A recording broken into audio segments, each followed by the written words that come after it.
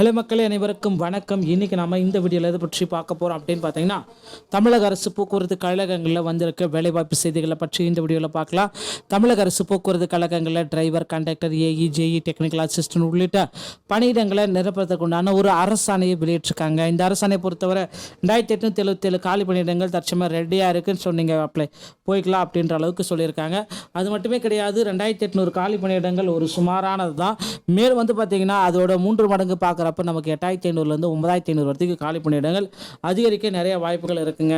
So போக்குவரத்து கழகத்தில் பார்த்தீங்கன்னா ஜாயின் பண்ணணும் அப்படின்னா டிரைவிங் லைசன்ஸ் மற்றும் கண்டக்ட் லைசன்ஸ் கண்டிப்பாக தேவை.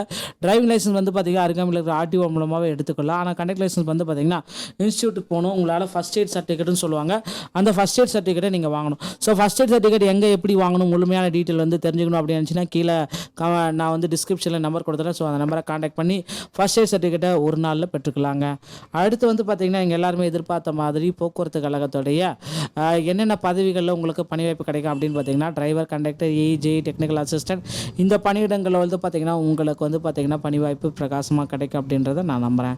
ஸோ மக்களை, இந்த தகவல் உங்களுக்கு ரொம்பவும் பிடிச்சிருந்தால் நம்முடைய சேனலோடு இணைந்திருங்கள்.